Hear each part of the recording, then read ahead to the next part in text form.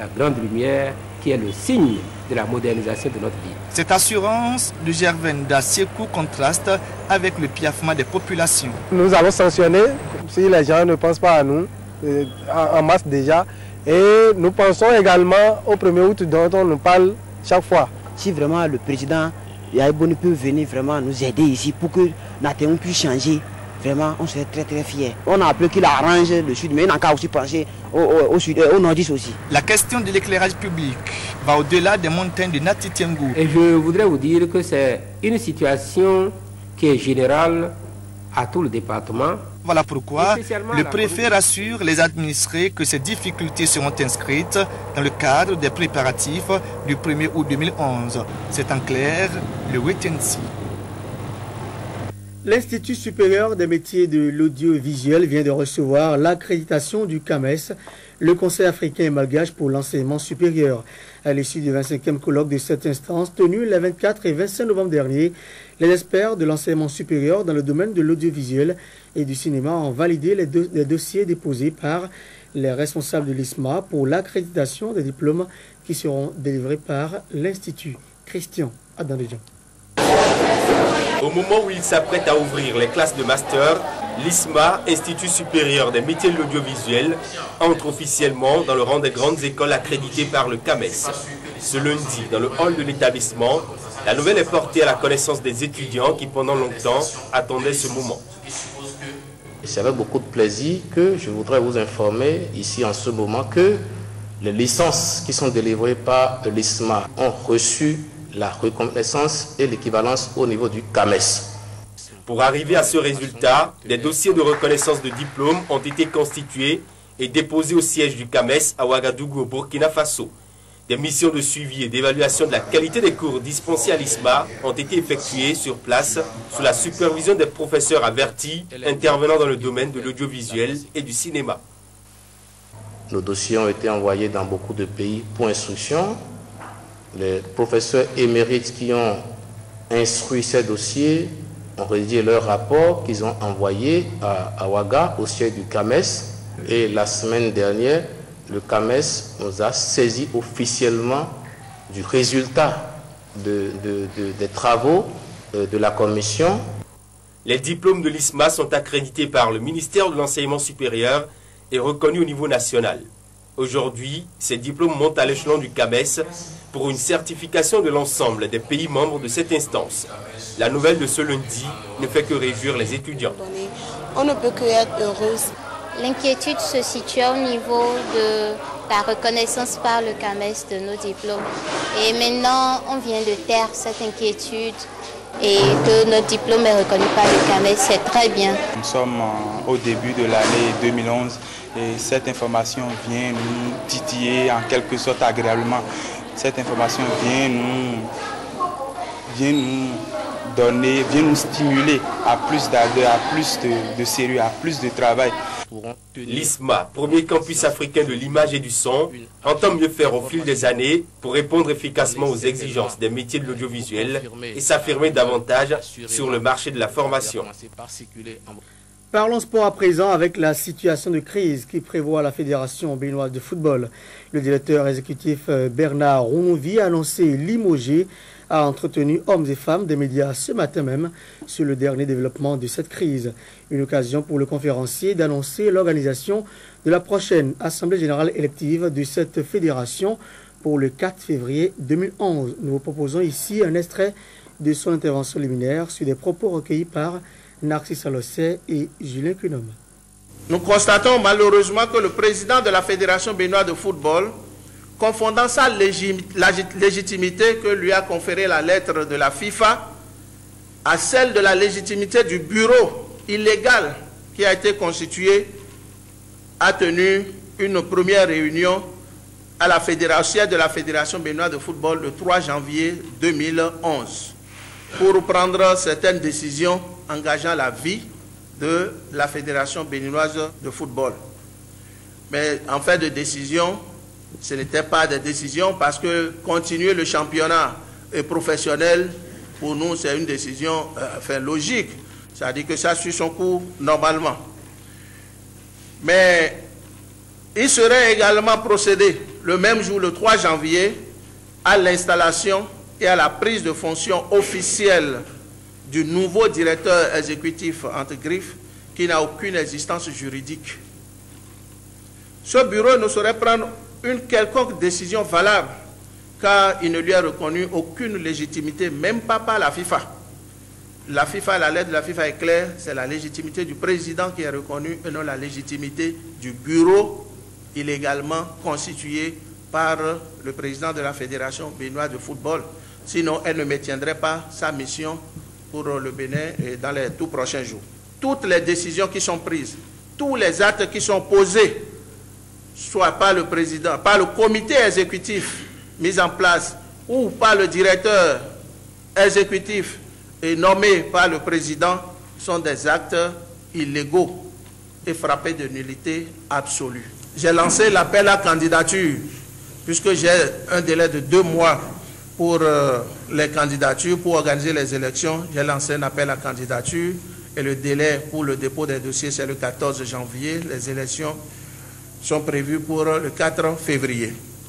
Donc nous remercions sincèrement ces responsables de la FIFA et de la CAF qui ont déjà pris à cœur ce dossier et seront à Cotonou dans les tout prochains jours pour qu'on essaye de décanter la situation sur la base, bien entendu, parce qu'on ne peut pas trancher en l'air, c'est sur la base des statuts que nous avons ratifiés le 23 novembre 2010.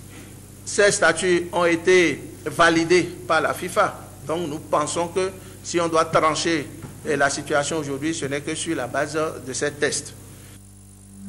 Le pouvoir nous reviendra bientôt et sans grande difficulté. Ainsi s'exprimait hier Alassane Ouattara qui garde toujours l'espoir d'avoir le fauteuil présidentiel en Côte d'Ivoire, même si pour l'heure, les négociations entre les deux rivaux semblent définitivement bloquées. Et c'est l'une des informations développées dans la compilation de ce jour. En Côte d'Ivoire, Alassane Ouattara se dit confiant. Nous aurons le pouvoir dans les jours à venir. Cela se fera sans grande difficulté à mon sens, déclare l'ancien Premier ministre, considéré comme le véritable président élu par la communauté internationale. Mais le camp Gbagbo maintient toujours son blocus du Golf Hotel, le QG à Abidjan de son rival. Par ailleurs, l'ONU a annoncé l'envoi de 1000 à 2000 casques bleus supplémentaires, notamment pour protéger le Golf Hotel. L'attaque contre l'ambassade de France à Bamako au Mali, son auteur, qui a été aussitôt arrêté, est tunisien et se revendique de l'AQMI, d'Al-Qaïda au Maghreb islamique. Sa bonbonne de gaz a explosé à une trentaine de mètres de la représentation française, faisant 2 blessés légers. L'individu était également armé d'un pistolet. Cette attaque pourrait avoir un lien avec l'affaire des otages français retenus dans le nord-est du Mali, après avoir été enlevés au nord du Niger en septembre dernier. L'appel d'Amnesty International contre les viols en Haïti. Dans les camps de réfugiés, ces violences sont en recrudescence, selon un rapport publié ce jeudi, perpétré par des hommes armés qui rôdent autour de ces camps. Les femmes y sont d'autant plus vulnérables qu'il n'existe aucun dispositif pour assurer la sécurité, déplore l'ONG. Un an après le séisme du 12 janvier, plus d'1 million de personnes vivent toujours dans ces camps de fortune.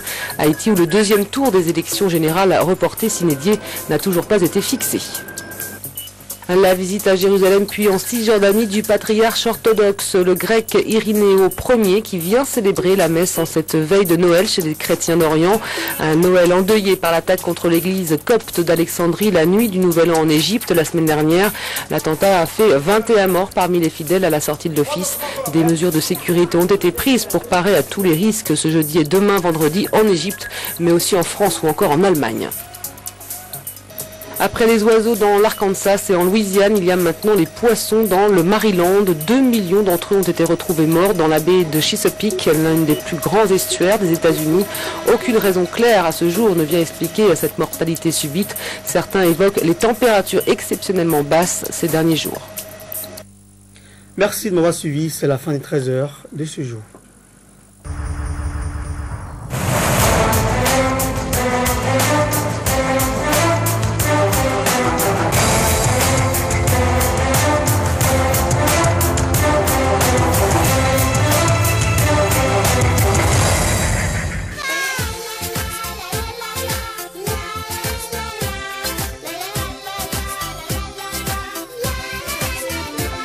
Je vous souhaite à tous une bonne année.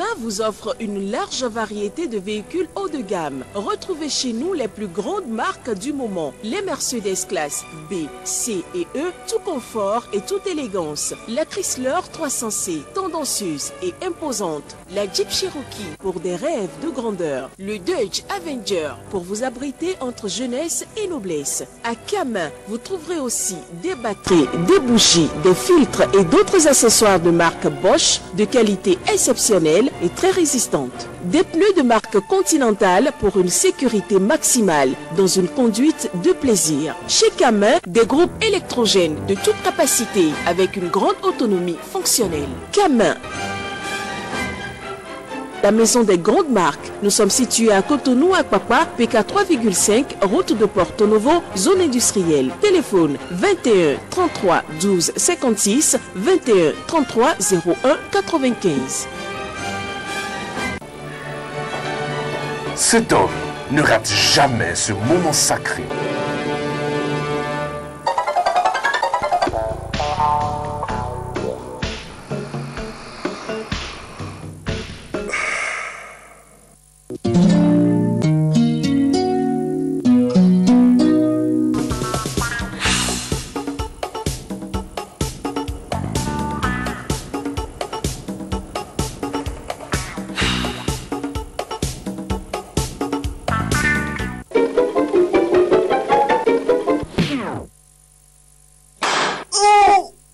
Les produits Kajaf Common sont irrésistibles.